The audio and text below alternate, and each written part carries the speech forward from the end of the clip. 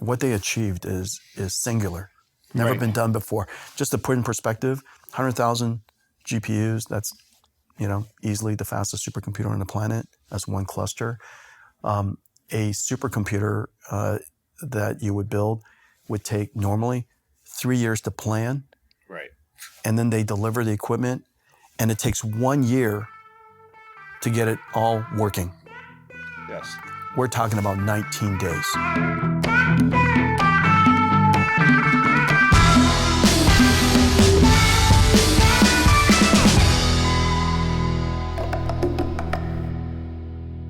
Jensen, nice glasses. Hey, yeah, you too. It's great to be with you. Yeah, I got my ugly glasses on just like Come you. on, those aren't ugly. These are pretty good. Do you like the red ones better? There's something only your family could love. Well, it's Friday, October 4th. We're at the NVIDIA headquarters just down the street from Altimeter. Welcome. Thank you. And we have our annual investor meeting on Monday, where we're going to debate all the consequences of AI, how fast we're scaling intelligence. And I couldn't think of anybody better to kick it off with than you. Appreciate that. As both a shareholder, as a thought partner, kicking ideas back and forth. You really make us smarter. And we're just grateful for the friendship. So thanks for being here. Happy to be here. This year, the theme is scaling intelligence to AGI. And it's pretty mind-boggling that when we did this 2 years ago, we did it on the age of AI, and that was 2 months before ChatGPT. And to think about all that's changed. So I thought we would kick it off with a thought experiment and maybe a prediction. Yep. If I colloquially think of AGI as that personal assistant in my pocket, if I think of AGI as that colloquial assistant in my pocket. I was getting used to it. Exactly. Yeah. That knows everything about me, that has perfect memory of me, that can communicate with me, that can book a hotel for me, or maybe book a doctor's appointment for me. When you look at the rate of change in the world today, when do you think we're going to have that personal assistant in our pocket? Soon, in some form. Yeah. Yeah, soon in some form. And that assistant will get better over time. That's the beauty of technology as we know it. And so I think in the beginning it'll be quite useful, but not perfect. And then it gets more and more perfect over time, like all technology. When we look at the rate of change, I think Elon has said the only thing that really matters is rate of change. It sure feels to us like the rate of change has accelerated dramatically, is the fastest rate of change we've ever seen on these questions, because we've been around the rim like you on AI for a decade now, you even longer. Is this the fastest rate of change you've seen in your career? It is, because we've reinvented computing. A lot of this is happening because we drove the marginal cost of computing down by 100,000x over the course of 10 years. Moore's law would have been about 100x. Yeah. And we did it in several ways. We did it by, one, introducing accelerated computing, taking what is work that is not very effective on CPUs and put it on top of GPUs. We did it by inventing new numerical precisions. We did it by new architectures, inventing the tensor core. The way systems are formulated, NVLink, added insanely fast memories, HBM, and scaling things up with NVLink and InfiniBand, and working across the entire stack. Right? Basically, everything that I describe about how NVIDIA does things led to a super Moore's law rate of innovation.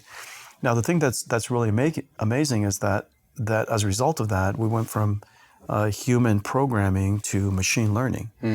And the amazing thing about machine learning is that machine learning can learn pretty fast, as it turns out. And so as we reformulated the way we distribute computing, we did a lot of parallelism of all kinds, right? Tensor parallelism, pipeline parallelism, parallelism of all kinds. And we became good at inventing new algorithms on top of that, and new training methods, and all of this invention is compounding on top of each other as a result, right? And back in the old days, if you look at the way Moore's law was working, the software was static. Right. It was precompiled, as shrink wrapped, put into a store. It was static, and the hardware underneath was growing at Moore's law rate. Right. Now we've got the whole stack growing, right? Innovating across the whole stack. And so I think that's now all of a sudden we're seeing scaling that is extraordinary, of course. But we used to talk about pre-trained models and scaling at that level, and how we're doubling the model size and therefore appropriately doubling the data size. And as a result, the computing capacity necessary is increasing by a factor of 4 every year. Right. That was a big deal. Right. But now we're seeing scaling with post-training, and we're seeing scaling at inference. Isn't that right? Right. And so people used to think that pre-training was hard and inference was easy. Now everything is hard, which is kind of sensible. The idea that all of human thinking is one shot is kind of ridiculous. And so there must be a concept of fast thinking and slow thinking and reasoning and reflection and iteration and simulation and all that. And that now it's coming in. Yeah. I think to that point, one of the most misunderstood things about NVIDIA is how deep the true NVIDIA moat is, right? I think there's a notion out there that, as soon as someone invents a new chip, a better chip, that they've won. But the truth is, you've been spending the past decade building the full stack, from the GPU to the CPU to the networking, and especially the software and libraries that enable applications to run on NVIDIA. Yeah. So I think you spoke, to that. But when you think about NVIDIA's moat today, right? Do you think NVIDIA's moat today is greater or smaller than it was 3 to 4 years ago? Well, I appreciate you recognizing how computing has changed. In fact, the reason why people thought, and many still do, that you designed a better chip, it has more flops, has more flips and flops and bits and bytes. You know what I'm saying? Yeah. And you see their keynote slides, and it's got all these flips and flops and bar charts and things like that. And that's all good. I mean, look, horsepower does matter. Yes. So these things fundamentally do matter. However, unfortunately, that's old thinking. It is old thinking in the sense that the software was some application running on Windows, and the software is static. Right. Which means that the best way for you to improve the system is just making faster and faster chips. But we realized that machine learning is not human programming. Machine learning is not about just the software, it's about the entire data pipeline. It's about, in fact, the flywheel of machine learning is the most important thing. So how do you think about enabling this flywheel on the one hand, and enabling data scientists and researchers to be productive in this flywheel?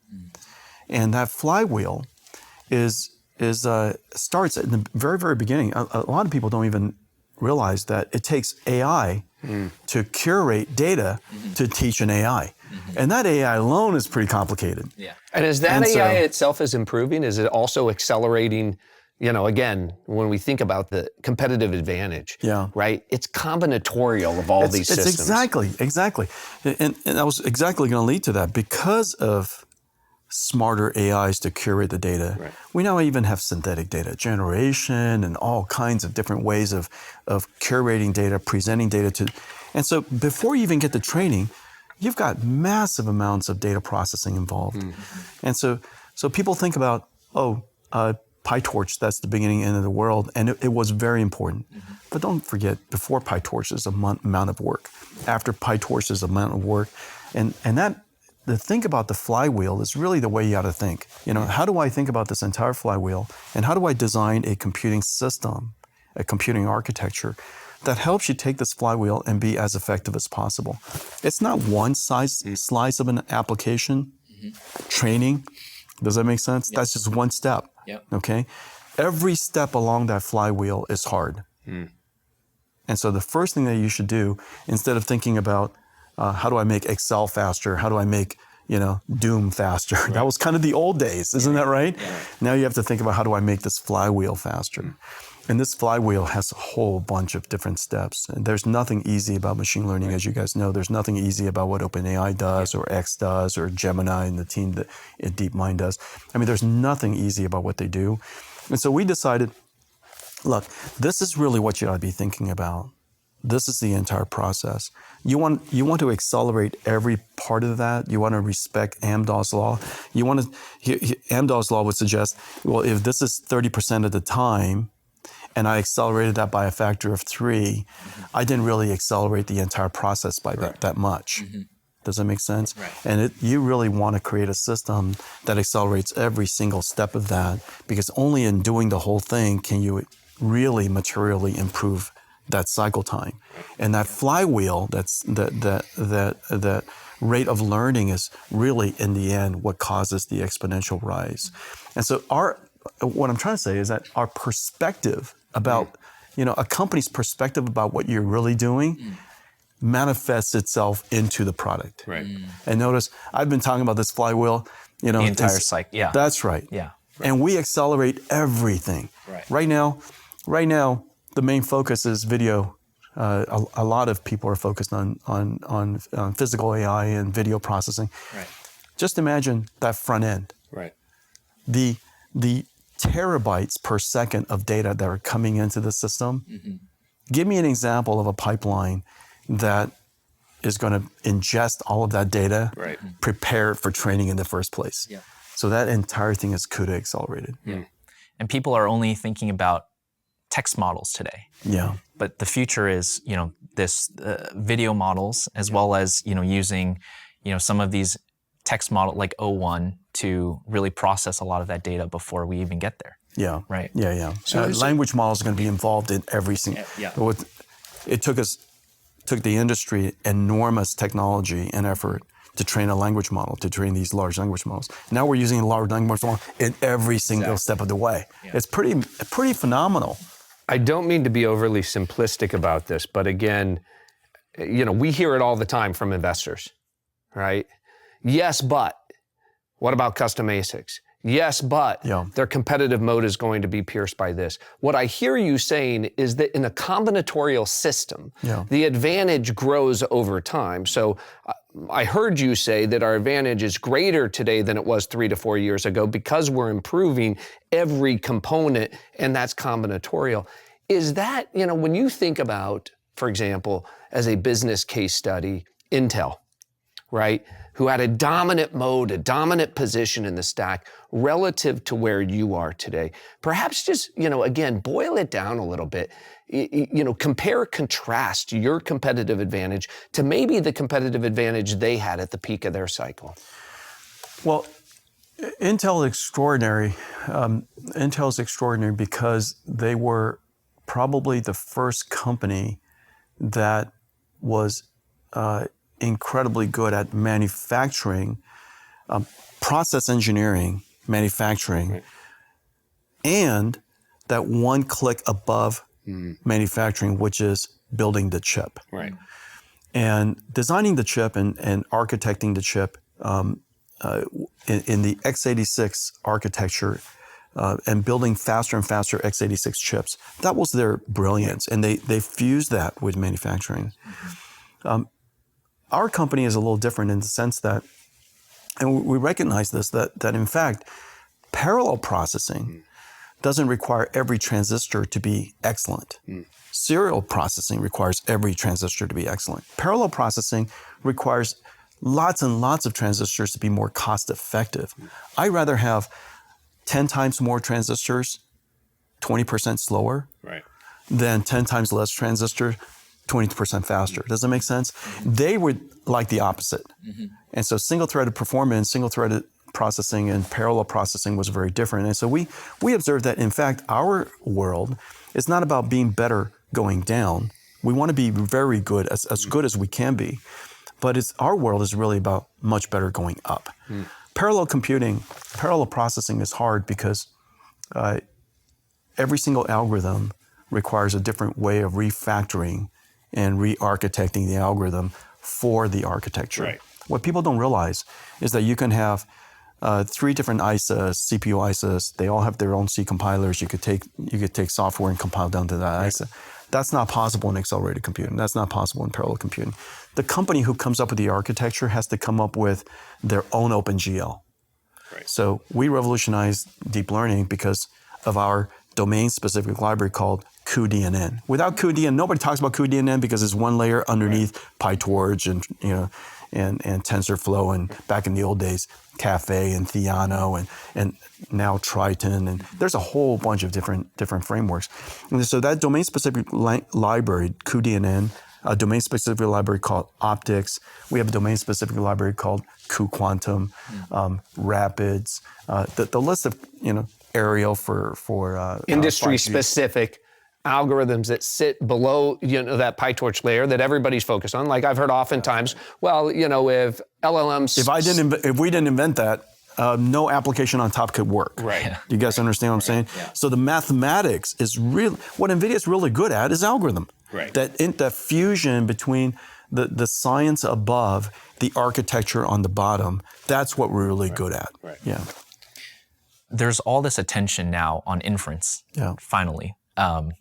But I remember, 2 years ago, Brad and I had dinner with you, and we asked you the question, do you think your moat will be as strong in inference as it is in training? Yeah.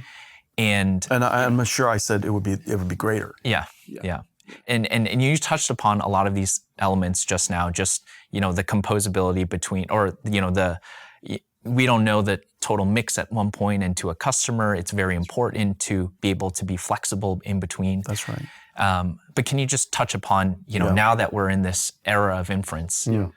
It was, inference, training is inferencing at scale. I mean, you're right. Mm-hmm. And so if you train well, it is very likely you'll inference well. Mm-hmm. If you built it on this architecture, without any consideration, it will run on this architecture. Mm-hmm. Okay, you could still go and optimize it for other architectures, but at the very minimum, since it's already been built on NVIDIA, it will run on NVIDIA.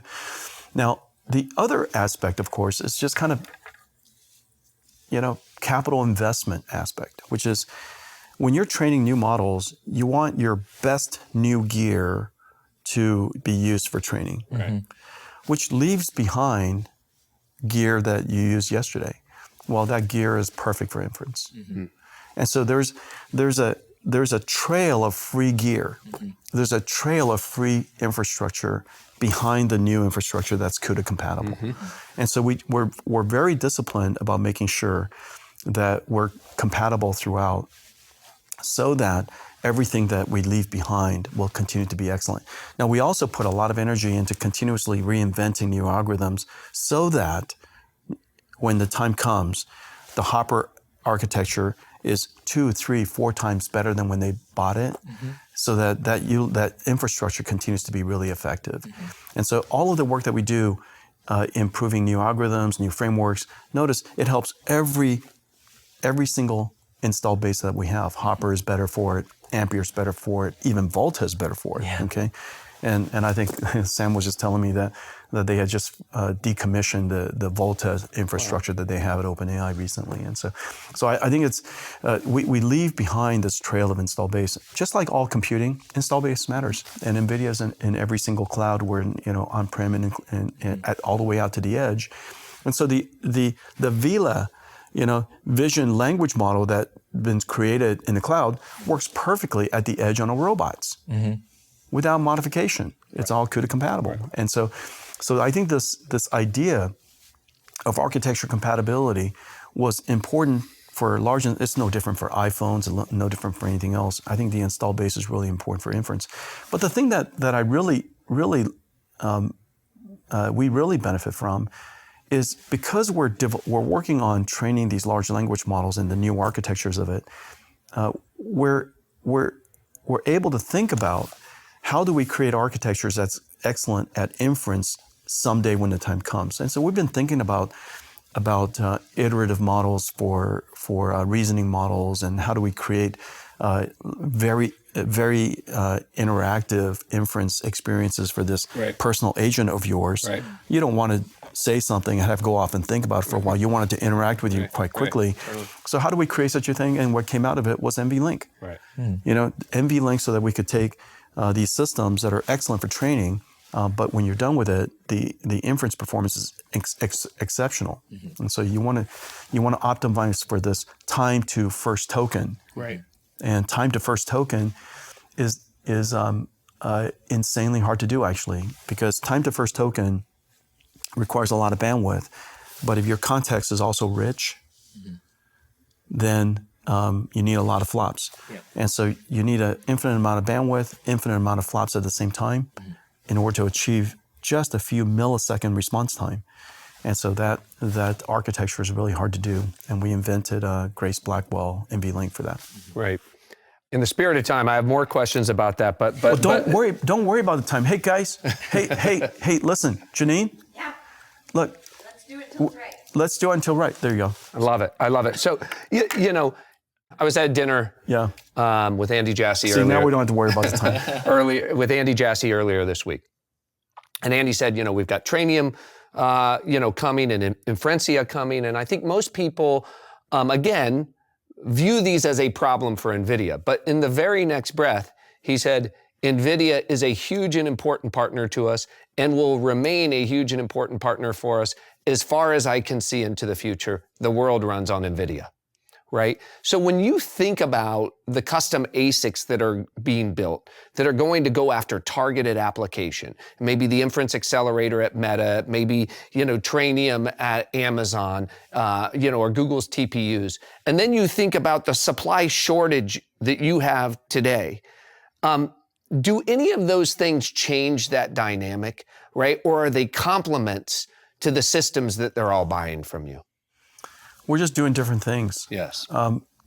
We're trying to accomplish different things. You know, what NVIDIA is trying to do is build a computing platform for this new world, this machine learning world, this generative AI world, this agentic AI world. We're trying to create, you know, as you know, what's just so deeply profound is after 60 years of computing, we reinvented the entire computing stack.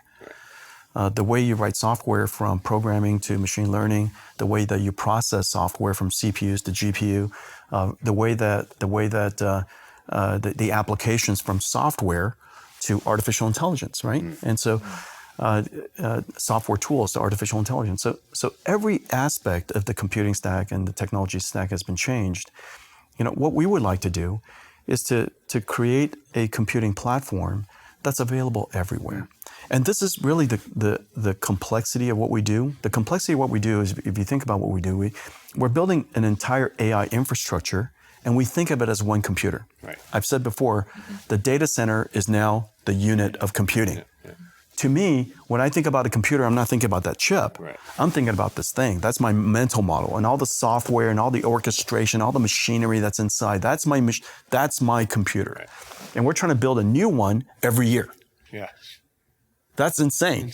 Nobody has ever done that before. Right. We're trying to build a brand new one every single year, and every single year we deliver 2 or 3 times more performance. As a result, every single year we reduce the cost by 2 or 3 times. Every single year we improve the energy efficiency by 2 or 3 times. Incredible. Right? And so we ask our customers, don't buy everything at one time, buy a little every year. Right. Okay? And the reason for that, we want them cost average into the future. All of it's architecturally compatible, okay? Now, so that building that alone at the pace that we're doing is incredibly hard. Now, the double hard part is then we take all of that, and instead of selling it as an infrastructure or selling it as a service, we disaggregate all of it and we integrate it into GCP. We integrate it into AWS. We integrate it into Azure. We integrate it into X. Does that make sense? Yes. And so everybody's integration is different. We have to get all of our architectural libraries and all of our algorithms and all of our frameworks and integrate it into theirs. We get our security system integrated into theirs. We get our networking integrated into theirs. Isn't that right? Right. Then we do basically 10 integrations. And we do this every single year. Right. Now, that is the miracle. That is the miracle. Why were you, it's madness. It's madness that you're trying to do this every year. I'm going insane thinking about it. So what drove you to do it every year? And then related to that, you know, Clark's just back from Taipei and Korea and Japan when meeting with all your supply partners who you have decade-long relationships with. Yeah. How important are those relationships to, again, the combinatorial math that builds that competitive moat? Yeah, that's when you break it down systematically, the more you guys break it down, the more everybody breaks it down, the more amazed that they are. Yes. And how is it possible that the entire ecosystem of electronics today is dedicated in working with us to build ultimately this cube of a computer integrated into all of these different ecosystems, and the coordination is so seamless. So there's obviously APIs and methodologies and business processes and design rules that we propagated backwards, and methodologies and architectures and APIs that we propagated forward.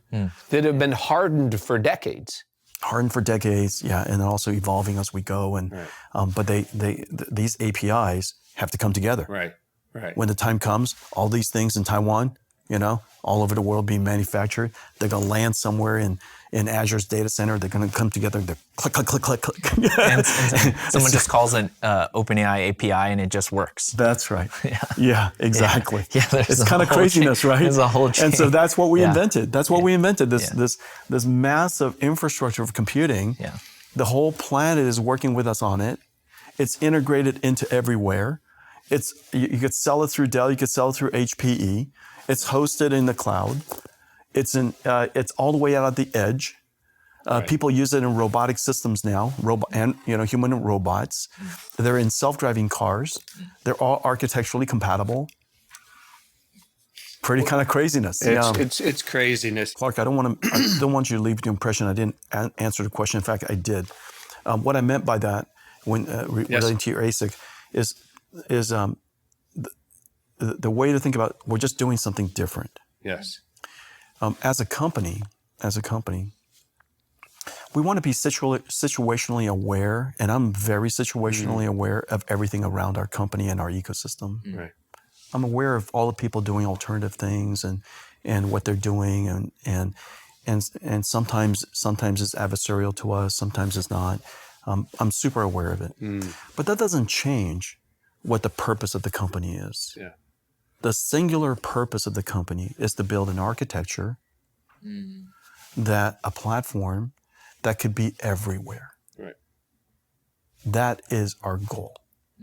We're not trying to take any share from anybody. NVIDIA is a market maker, not share taker. If you look at our company slides, we don't show, not one day does this company talk about market share, not inside. All we're talking about is how do we create the next thing? What's the next problem we can solve? In that flywheel, how can we do a better job for people?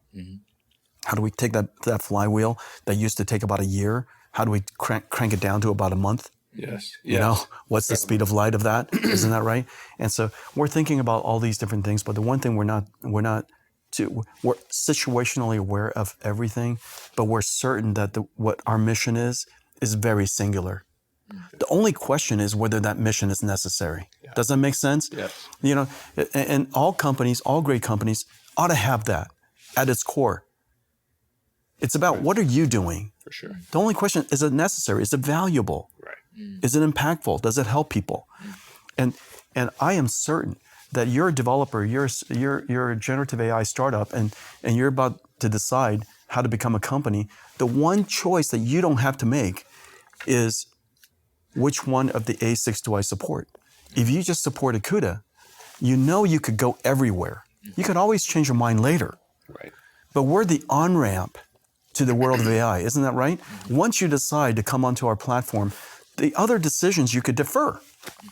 You could always build your own ASIC later. Right. We're not against that. We're not offended by any of that. When we work with all the GCPs, Azure, we present our roadmap to them years in advance. Right. They don't present their ASIC roadmap to us, and it doesn't ever offend us.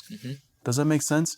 If you have a sole purpose and your purpose is meaningful, and your mission is dear to you and is dear to everybody else, then you could be transparent.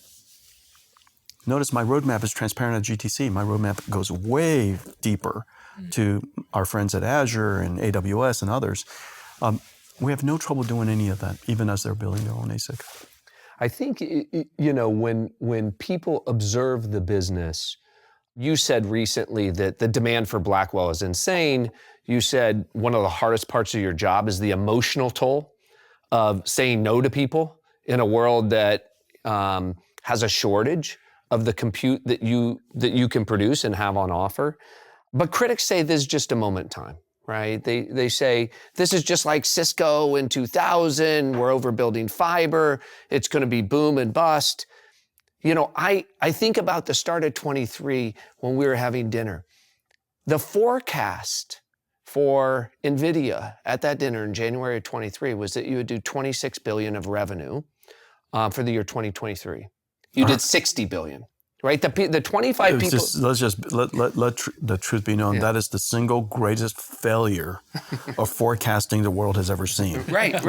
Can we all at least admit that? To me, that was my takeaway. I just and that was we got so excited in November 22 because we had folks like Mustafa from Inflection and Noam from Character coming in our office talking about investing in their companies. And they said, well, if you can't pencil out investing in our companies, then buy NVIDIA because everybody in the world is trying to get NVIDIA chips to build these applications that are going to change the world. And of course, the Cambrian moment occurred with ChatGPT. And notwithstanding that fact, these 25 analysts were so focused on the crypto winner that they couldn't get their head around an imagination of what was happening in the world, okay?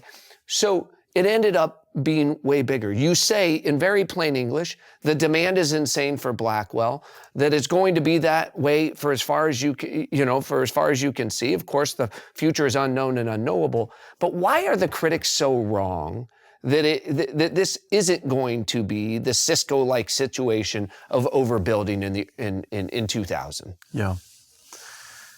The best way to think about the future is reason about it from first principles. Correct. Okay, so the question is, what are the first principles of what we're doing? Number one, what are we doing?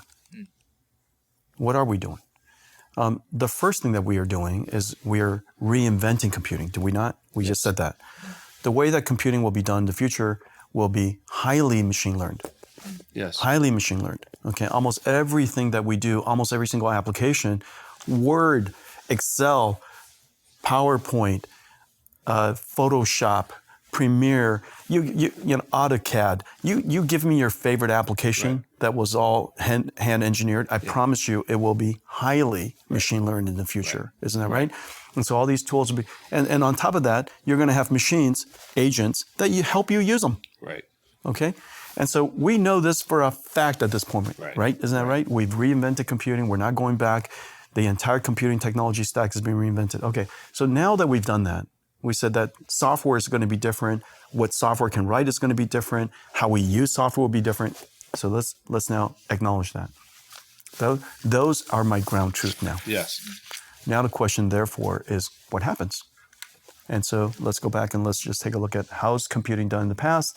So we have $1 trillion worth of computers in the past. We look at it, just open the door, look at the data center, and you look at it and say, are those the computers you want doing that future? And the answer is no. Right? You got all these CPUs back there. We know that what it can do and what it can't do. And we just know that we have $1 trillion worth of data centers that we have to modernize. And so right now, as we speak, if we were to have a trajectory over the next 4 or 5 years to modernize that old stuff, that's not unreasonable. Right. Sensible. So we have $1 trillion. And you're having those conversations with the people who have to modernize it. Yeah. So and they're modernizing it on GPU. That's right. I mean, well, let's make another test. You have $50 billion of capex you like to spend. Option A, option B. Build capex for the future, or build capex like the past. Right. Now, you already have the capex of the past. Right. It's sitting right there. It's not getting much better anyways. Moore's law is largely ended. And so why rebuild that? Let's just take $50 billion, put it into generative AI. Isn't that right? And so now your company just got better. Right. Now, how much of that $50 billion would you put in? Well, I would put in 100% of the $50 billion because I've already got 4 years of infrastructure behind me. That's of the past.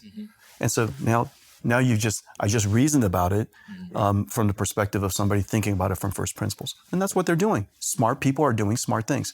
Now the second part is this. So now we have $1 trillion worth of capacity to go build, right? $1 trillion worth of infrastructure. What about, call it $150 billion into it. Right. Okay? So we have $1 trillion of infrastructure to go build over the next 4 or 5 years. Well, the second thing that we observe is that the way that software is written is different, but how software is going to be used is different. In the future, we're going to have agents, isn't that right? Correct. We're going to have digital employees in our company.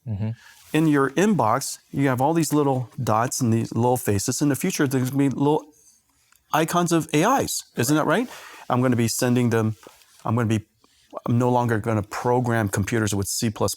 I'm going to program AIs with prompting. Isn't that right?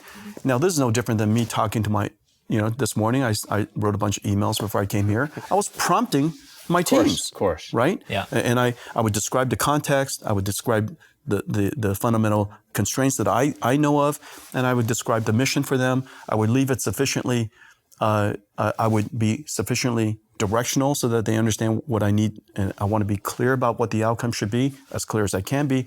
But I leave enough ambiguous space, on, a creativity space, so they can surprise me. Isn't that right? Absolutely. It's no different than how I prompt an AI today. Yeah. It's exactly how I prompt an AI. And so what's going to happen is on top of this infrastructure of IT that we're going to modernize, there's going to be a new infrastructure.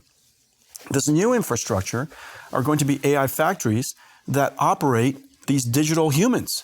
Right. And they're going to be running all the time, 24/7. Right. We're going to have them for all of our companies all over the world. We're going to have them in factories. We're going to have them in autonomous systems. Isn't that right?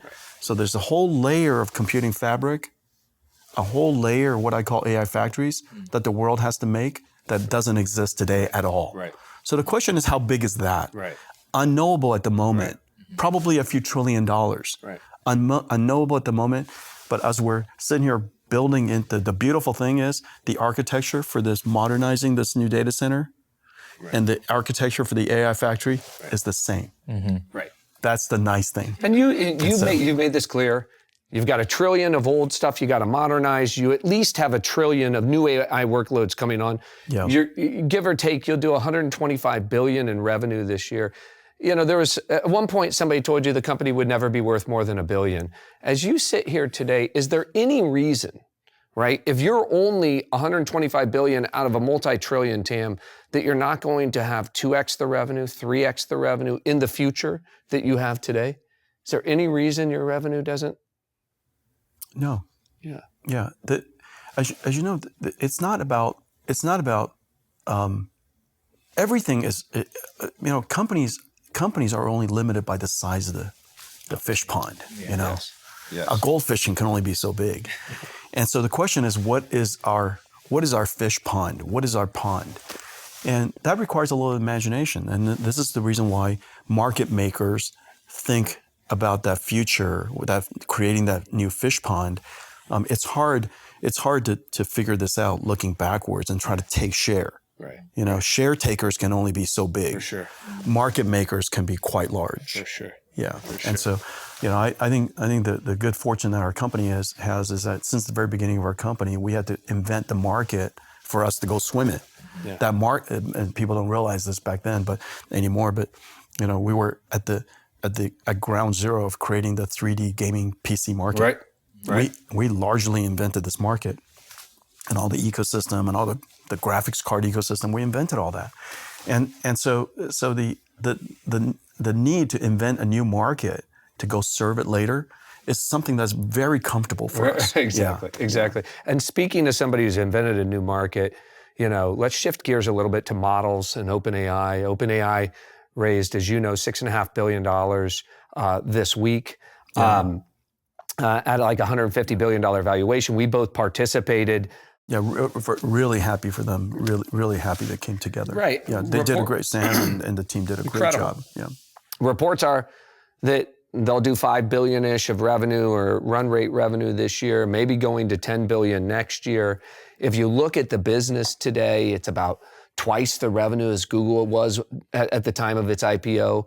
They have 250 million weekly average users, which we estimate is twice the amount Google had at the time of its IPO. Okay. Wow. And if you look at the multiple of the business, if you believe 10 billion next year, it's about 15 times the forward revenue, which is about the multiple of Google and Meta at the time of their IPO, right? Yeah. When you think about a company that had zero revenue, zero weekly average users 22 months ago. Brad has an incredible command of history.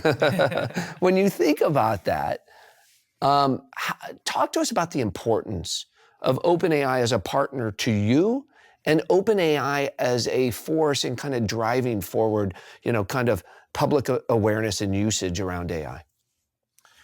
Well, this is one of the most consequential companies of our time. A pure play AI company pursuing the vision of AGI, right, and whatever its definition. right. I almost don't think it matters fully what the definition is, nor do I really believe that the timing matters. Right. The one thing that I know is that AI is going to have a roadmap of capabilities over time, and that roadmap of capabilities over time is going to be quite spectacular. And along the way, long before it even gets to anybody's definition of AGI, we're going to put it to great use. Right.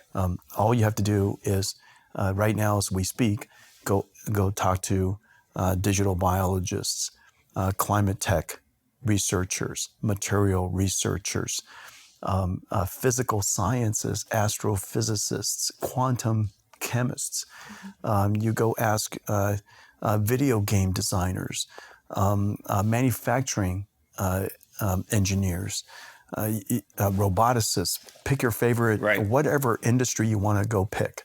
Right. And you go deep in there and you talk to the people that matter and you ask them, has AI revolutionized the way you work? Right.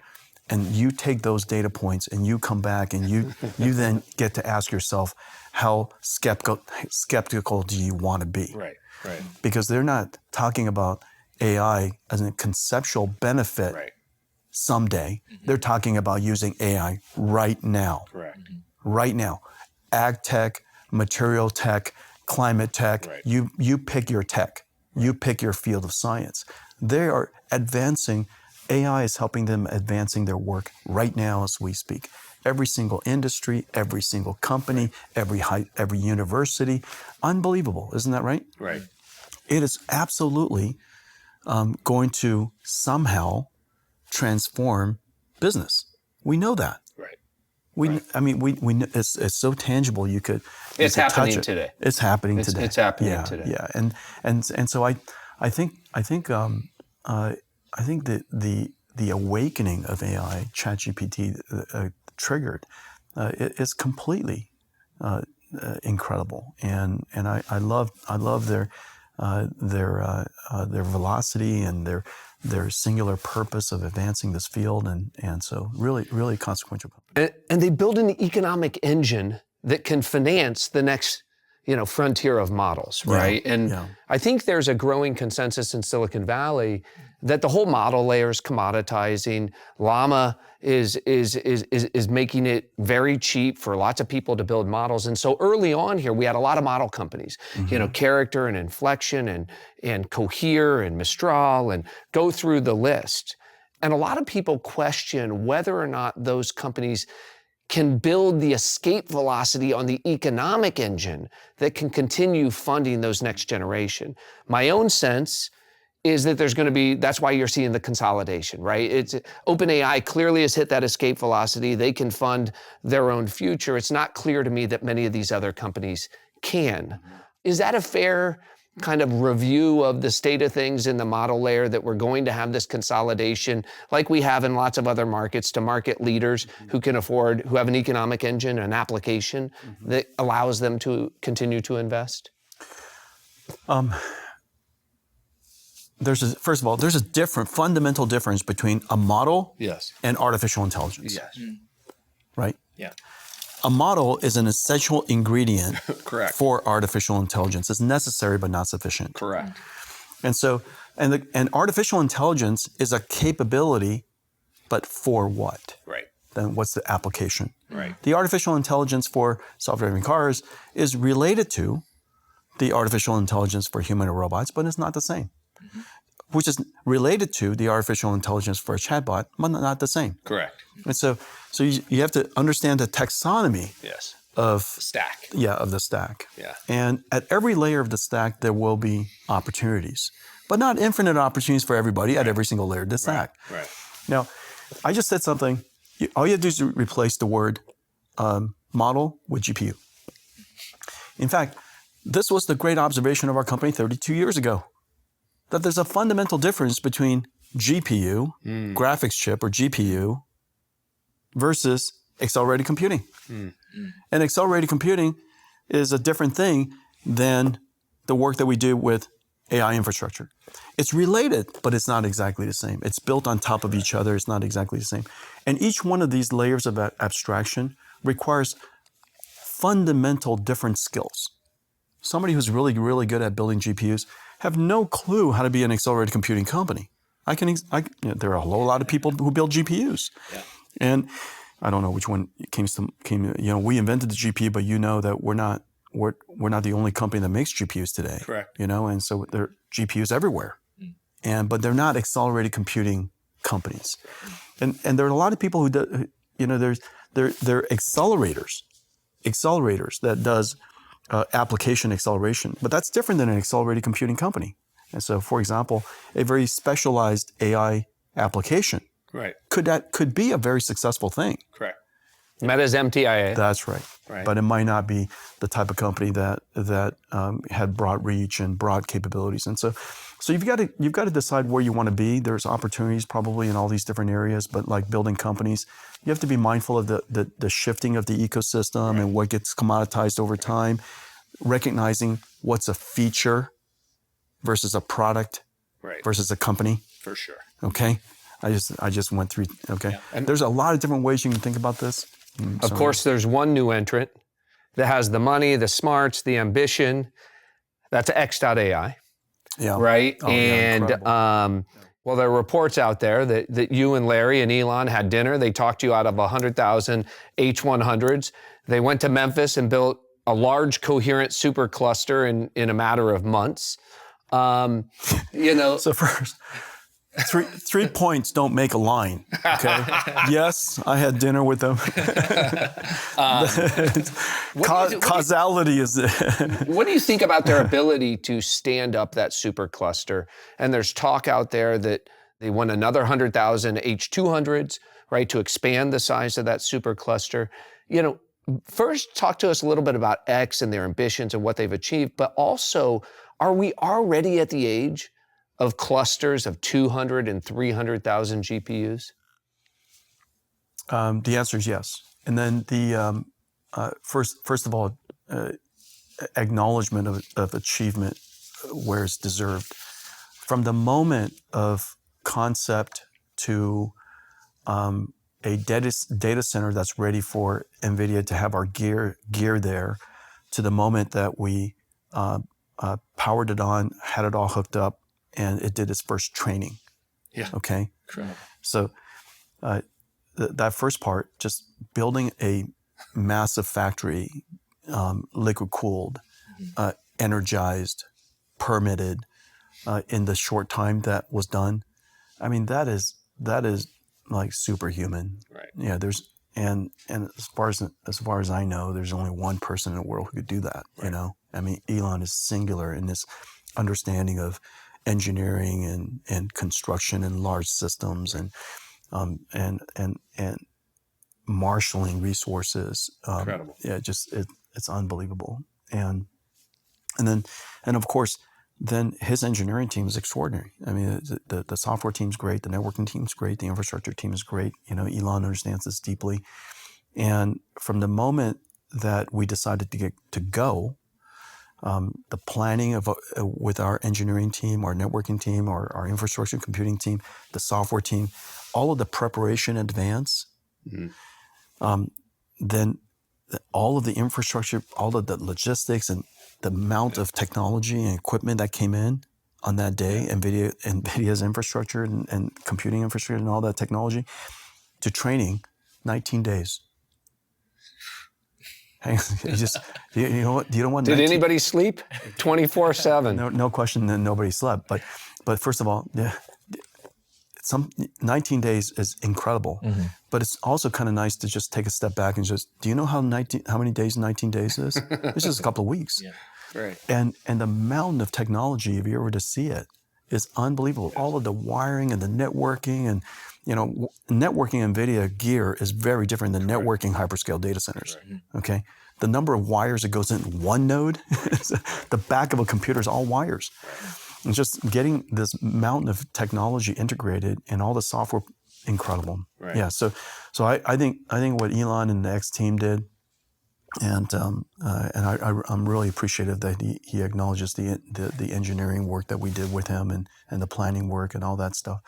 But what they achieved is singular, never been done before. Just to put in perspective, 100,000 GPUs. That's easily the fastest supercomputer on the planet. That's one cluster.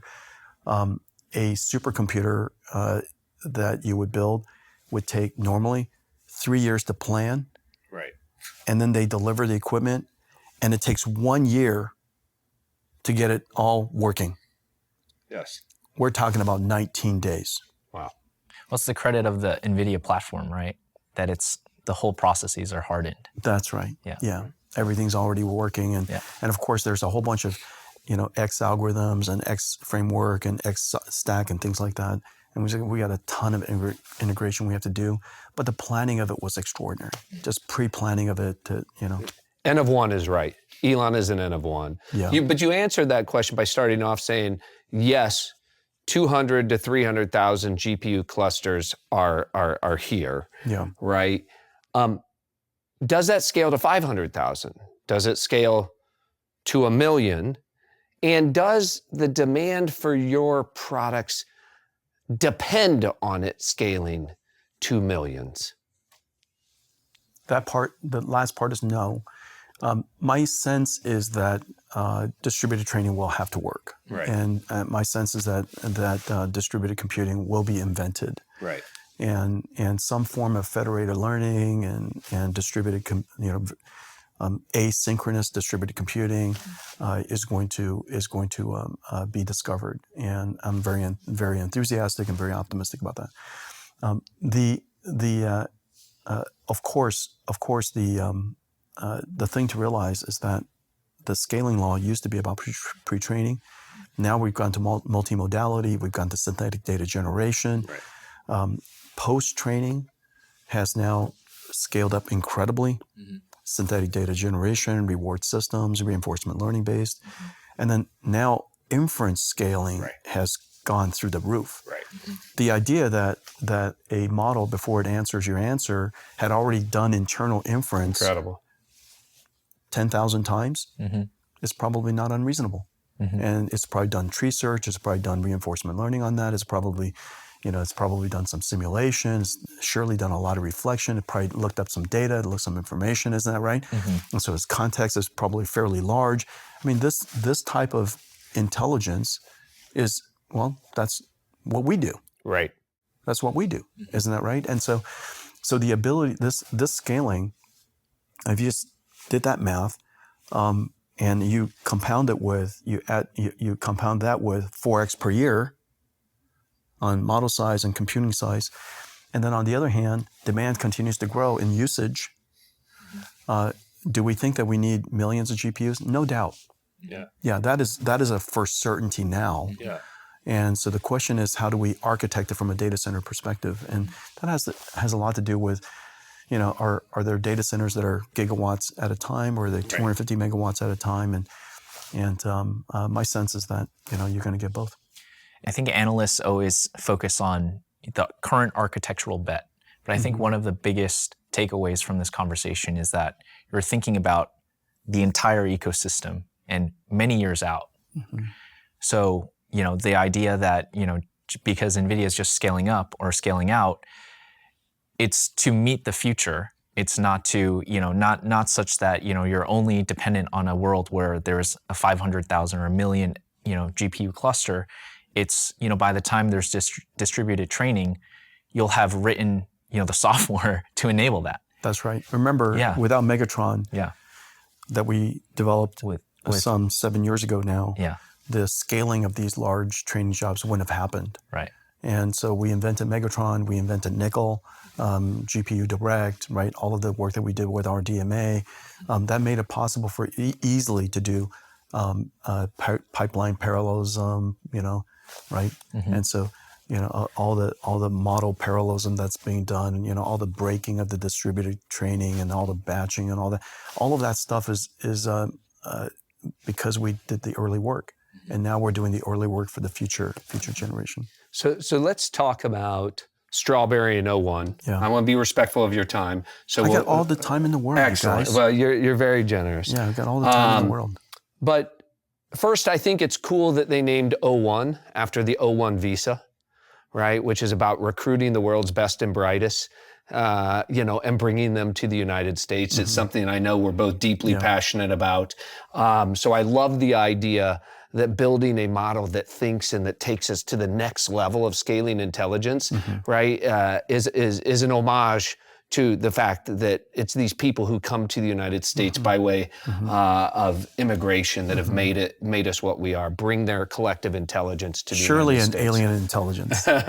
Certainly. Yeah. It was spearheaded by our friend Noam Brown. Of course, he worked at Pluribus and Cicero when he was at Meta.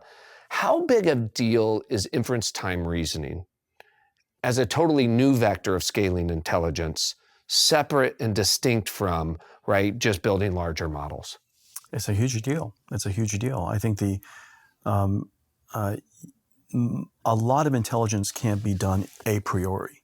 Right. And a lot of computing, even a lot of computing can't be reordered. I mean, just out of order execution can't be done a priori. And so a lot of things can only be done in runtime. Right. And so whether you think about it from a computer science perspective or you think about it from a intelligence perspective, too much of it requires context, right? The circumstance, right? The quality, the type of answer you're looking for. Sometimes just a quick answer is good enough. Right. Depends on the consequential, impact of the answer. Right. Depending on the nature of the usage of that answer. And so some answers, please take a night. Right. Some answers take a week. Yes. Is that right? So I could totally imagine me sending off a prompt to my AI and telling it, think about it for a night. Right. Think about it overnight. Don't tell me right away. Right. I want you to think about it all night. And then come back and tell me tomorrow what's your best answer and reason about it for me. Right. And so I think the quality, the segmentation of intelligence from a product perspective, right. There's going to be one-shot versions of it. Right, for sure. Yeah. And then there will be some that take 5 minutes, And the intelligence layer that routes those questions to the right model for the right use case. I mean, we were using advanced voice mode and O1 preview last night. I was coaching my son for his AP history test, and it was like having the world's best AP history teacher sitting right next to you, thinking about these questions. It was truly extraordinary. Again, my tutor is an AI today. Right, I'm serious. Of course, they're here today, Yeah. which comes back to this. Over 40% of your revenue today is inference. But inference is about ready because of chain of reasoning. Yeah. Right? It's about to go up by 1 billion times. Right, by a million X, by a billion X. That's right. That's the part that most people haven't completely internalized. This is that industry we were talking about, but right. This is the Industrial Revolution. Right. That's the production of intelligence. That's right. Right? And it's going to go up 1 billion times. Right. And so, everybody's so hyper-focused on NVIDIA as kind of like doing training on bigger models. Yeah. Right? Isn't it the case that your revenue, if it's 50-50 today, you're going to do way more inference in the future. Yeah. Right? Training will always be important, but just the growth of inference is going to be way larger than growth in training. We hope. It's almost impossible to conceive otherwise. Yeah, we hope. That's right. Right. Yeah.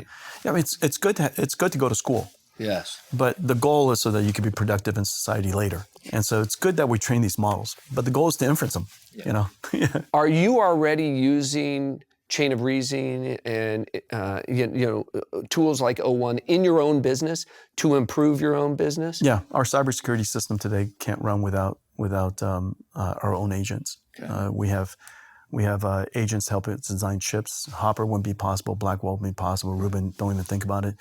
We have AI chip designers, AI software engineers, AI verification engineers, and we build them all inside because we have the ability and we rather use the opportunity to explore the technology ourselves. When I walked into the building today, somebody came up to me and said, ask Jensen about the culture. It's all about the culture. I look at the business, we talk a lot about fitness and efficiency, flat organizations that can execute quickly, smaller teams. NVIDIA is in a league of its own, really, at about 4 million of revenue per employee, about 2 million of profits or free cash flow per employee. You've built a culture of efficiency that really has unleashed creativity and innovation and ownership and responsibility. You've broken the mold on kind of functional management. Everybody likes to talk about all of your direct reports. Is the leveraging of AI the thing that's going to continue to allow you to be hyper creative while at the same time being efficient? No question. I'm hoping that someday, NVIDIA has 32,000 employees today. Right. And we have 4,000 families in Israel. I hope they're well. I'm thinking of you guys. Yes. I'm hoping that NVIDIA someday will be a 50,000 employee company with 100 million, AI assistants. Wow. And they're in every single group. Right. We will have a whole directory of AIs that are just generally good at doing things. We'll also have our inbox is going to full of directories of AIs that we work with that we know are really, really good, specialized at our skill. And so AIs will recruit other AIs to solve problems. Right. AIs will be in Slack channels with each other. And with humans. Right, and with humans. And so we'll just be one large, employee base, if you will. Some of them are digital in AI, some of them are biological. And I'm hoping some of them even mechatronics. I think from a business perspective, it's something that's greatly misunderstood. You just described a company that's producing the output of a company with 150,000 people, but you're doing it with 50,000 people. Right. Now, you didn't say, I was going to get rid of all my employees. No. You're still growing the number of employees in the organization, but the output of that organization, right, is going to be dramatically more. This is often misunderstood. AI is not. AI will change every job. Right. AI will have a seismic impact on how people think about work. Let's acknowledge that. Right. AI has the potential to do incredible good. It has the potential to do harm. We have to build safe AI. Yes. Let's just make that foundational. Yes. Okay. The part that is overlooked is when companies become more productive using artificial intelligence, it is likely that it manifests itself into either better earnings or better growth or both. Right. And when that happens, the next email from the CEO is likely not a layoff announcement. Of course, because you're growing. Yeah. And the reason for that is because we have more ideas than we can explore, and we need people to help us think through it before we automate it. And so the automation part of it, AI can help us do. Obviously, it's going to help us think through it as well, but it's still going to require us to go figure out what problems do I want to solve. There are a trillion things we can go solve. What problems does this company have to go solve? And select those ideas and figure out a way to automate and scale. And so as a result, we're going to hire more people as we become more productive. People forget that, and if you go back in time, obviously we have more ideas today than 200 years ago. That's the reason why GDPs are larger and more people are employed. And even though we're automating like crazy underneath. It's such an important point of this period that we're entering. One, almost all human productivity, almost all human prosperity is the byproduct of the automation and the technology of the last 200 years. Yeah. I mean, you can look at, from Adam Smith and Schumpeter's creative, destruction, you can look at a chart of GDP growth per person over the course of the last 200 years, and it's just accelerated. Yeah, right. Which leads me to this question. If you look at the 90s, our productivity growth in the United States was about 2.5% to 3% a year. Okay, and then in the 2000s, it slowed down to about 1.8%. And then the last 10 years has been the slowest productivity growth. So that's the amount of labor and capital, or the amount of output we have for a fixed amount of labor and capital. The slowest we've had on record, actually. And a lot of people have debated the reasoning for this, but if the world is as you just described, and we're going to leverage and manufacture intelligence, then isn't it the case that we're on the verge of a dramatic expansion in terms of human productivity? That's our hope. Right. That's our hope. And of course, we live in this world, so we have direct evidence of it. Right. We have direct evidence of it, either as isolated of a case as an individual researcher, for sure, who is able to, with AI, now explore science at such an extraordinary scale that is unimaginable. That's productivity. Right, 100%. Measure of productivity. Or that we're designing chips that are so incredible at such a high pace, and the chip complexities and the computer complexities we're building are going up exponentially while the company's employee base is not. Measure of productivity. Correct. The software that we're developing better and better and better because we're using AI and supercomputers to help us. The number of employees is growing barely linearly. Okay. Another demonstration of productivity. So whether it's, I can spot check it in a whole bunch of different industries. Yes. I could gut check it myself. Yes. Your own business. That's right. And so I can, and of course you can't, we could be overfit, but the artistry of it, of course, is to generalize what is it that we're observing and whether this could manifest in other industries. And there's no question that intelligence is the single most valuable commodity the world's ever known. Right. And now we're going to manufacture it at scale.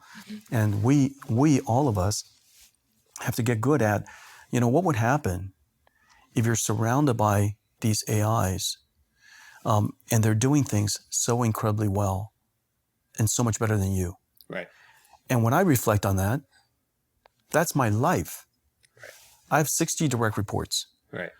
The reason why they're on eStaff is because they're world class at what they do, and they do it better than I do. Right. Much better than I do. Right. I have no trouble interacting with them. And I have no trouble prompt engineering them. Right. Totally. I have no trouble programming them. Right. Right. And so I think that's the thing that people are going to learn is that they're all going to be CEOs. Right. They're all going to be CEOs of AI agents. Right. And their ability to have the creativity, the will,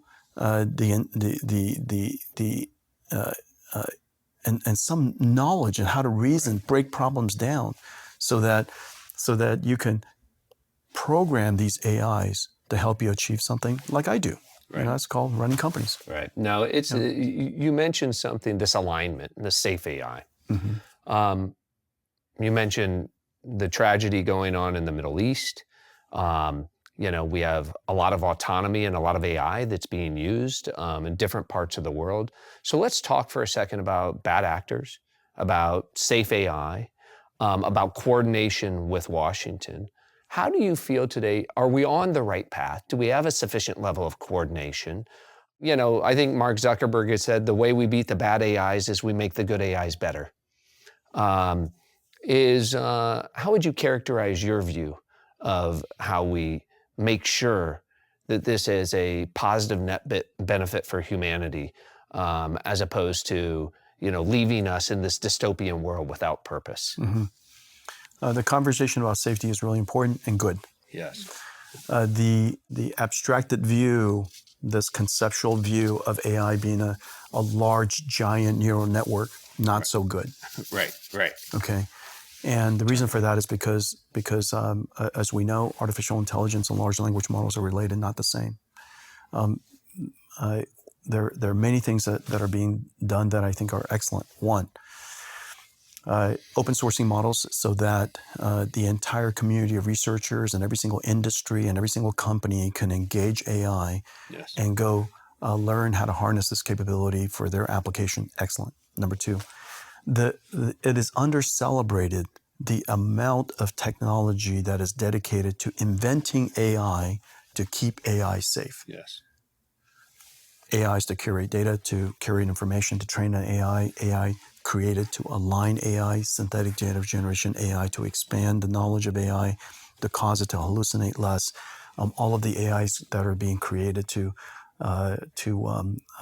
vectorization or graphing or whatever it is, to inform an AI, guardrailing AI, AIs to monitor other AIs. The system of AIs to create safe AI is under-celebrated. Right. That we've already built. That we're building, everybody all over the industry, the methodologies, the red teaming, the process, the model cards, the evaluation systems, the benchmarking systems, all of that, all of the harnesses that are being built at the velocity that's been built is incredible. And one other thing, under-celebrated. Do you guys understand? Yes. The And there's there's no government regulation saying you have to do this. Yeah, right. This is the actors in the space today who are building these AIs are taking seriously and coordinating around best practices with respect to these critical matters. That's right, exactly. And so that's under-celebrated, understood. Yes. Somebody needs everybody needs to start talking about AI as a system of AIs and system of engineered systems that are well engineered, built from first principles, well tested, so on and so forth. Regulation. Remember, AI is a capability that can be applied, and it's necessary to have regulation for important technologies, but it's also don't overreach to the point where some of the regulation ought to be done. Most of the regulation ought to be done at the applications. Right. The FAA, NHTSA, FDA, you name it. Right. All of the different ecosystems that already regulate applications of technology. Right. Now have to regulate the application of technology that is now infused with AI. Right. And so I think there's don't misunderstand, don't overlook the overwhelming amount of regulation in the world that are going to have to be activated for AI, and don't rely on just one universal galactic AI council that's going to possibly be able to do this, because there's a reason why all of these different agencies were created. There's a reason why all these different regulatory bodies were created. We'll go back to first principles again. I'd get in trouble by my partner, Bill Gurley, if I didn't go back to the open source point. Yeah. You guys launched a very important, very large, very capable open source model. Nemotron. Recently. Yeah. Obviously, Meta is making significant contributions to open source. I find when I read Twitter, you have this kind of open versus closed, a lot of chatter about it. Yeah. How do you feel about open source, your own open source models' ability to keep up with Frontier? That would be the first question. The second question would be, is that having that open source model and also having closed source models, that are powering commercial operations, is that what you see into the future? And do those two things, does that create the healthy tension for safety? Open source versus closed source is related to safety, but not only about safety. Yes. And so for example, there's absolutely nothing wrong with having closed source models that are the engines of an economic model necessary to sustain innovation. Right. Okay. I celebrate that wholeheartedly. Right. It is, I believe, wrong-minded to be closed versus open. Right. It should be closed and Plus open. Yeah, right. Because open is necessary for many industries to be activated. Right now, if we didn't have open source, how would all these different fields of science be able to be activated on AI? Right? Because they have to develop their own domain-specific AIs, and they have to develop their own, using open source models, create domain-specific AIs. They're related, not the same. Right. just because you have an open source model doesn't mean you have an AI. And so you have to have that open source model to enable the creation of AIs. So financial services, healthcare, transportation, the list of industries, fields of science that has now been enabled as a result of open source, unbelievable. Are you seeing a lot of demand for your open source models? Our open source models, so first of all, Llama downloads, right? Incredible. Obviously, Mark and the work that they've done, incredible, off the charts. And it completely activated and engaged every single industry, every single field of science. Right. Okay, It's terrific. The reason why we did Nemotron was for synthetic data generation. Intuitively, the idea that one AI would somehow sit there and loop and generate data to learn itself, it sounds brittle. And how many times you can go around that infinite loop, questionable.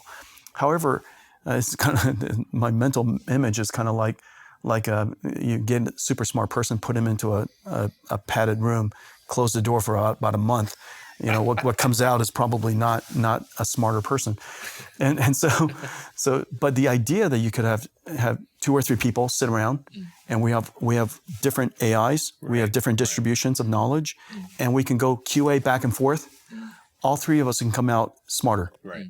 And so the idea that you can have AI models exchanging, interacting, going back and forth, debating, reinforcement learning, synthetic data generation, for example, kind of intuitively makes sense. Suggests and makes sense. Yeah. And so our model, Nemotron 340B is the best model in the world for reward systems. And so it is the best critique. Okay. Interesting. Yeah. And so fantastic model for enhancing everybody else's model. So irrespective of how great somebody else's model is, I'd recommend using Nemotron 340B to enhance and make it better. And we've already seen made Llama better, made all the other models better. Well, we're coming to the end. Thank goodness. As somebody who delivered DGX1 in 2016, it's really been an incredible journey. Your journey is unlikely and incredible at the same time. Thank you. You survived. Like, just surviving the early days was pretty extraordinary. You delivered the first DGX1 in 2016. We had this Cambrian moment in 2022. And so I'm going to ask you the question I often get asked, which is, how long can you sustain what you're doing today? With 60 direct reports, you're everywhere. You're driving this revolution. Are you having fun? And is there something else that you would rather be doing? Is this a question about the last hour and a half? The answer is I had great time. I couldn't imagine anything else I'd rather be doing. Let's see. I don't think it's right to leave the impression that our job is fun all the time. Right. My job isn't fun all the time. Right. Nor do I expect it to be fun all the time. Was that ever an expectation that it was fun all the time? I think it's important all the time. Yeah. I don't take myself too seriously. I take the work very seriously. I take our responsibility very seriously. I take our contribution and our moment in time very seriously. Is that always fun? No. Yeah. But do I always love it? Yes. Yeah. Like all things, whether it is family, friends, children, is it always fun? No. Do we always love it? Absolutely, deeply. And so I think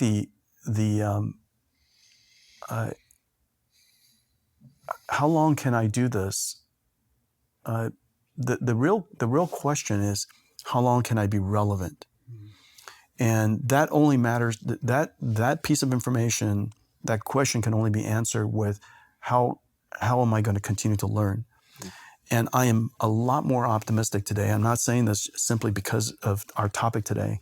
I'm a lot more optimistic about my ability to stay relevant and continue to learn because of AI. I use it. I don't know, but I'm sure you guys do. I use it literally every day. There's not one piece of research that I don't involve AI with. Yeah.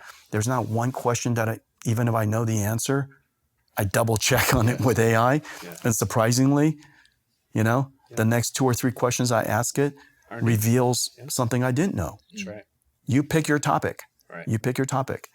And I think that AI as a tutor, AI as an assistant, AI as a partner to brainstorm with, double check my work. Right. Boy, you guys, it's completely revolutionary. Yeah. And that's just, I'm an information worker.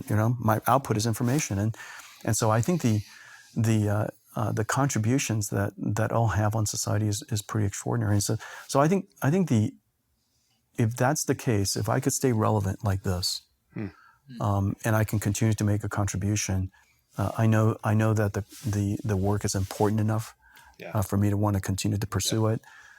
And my quality of life is incredible. So what's there to I'll complain say about? I can't imagine.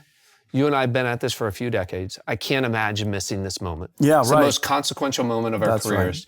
Right. We're deeply grateful for the partnership. Don't miss the next 10 years. For the thought partnership. Yeah. You make us smarter. Thank you. And I think you're really important as part of the leadership, right? That's going to optimistically and safely lead this forward. So thank you for being with us. Really enjoyed it. Really. Thanks, Brad. Thanks, Clark. Good job.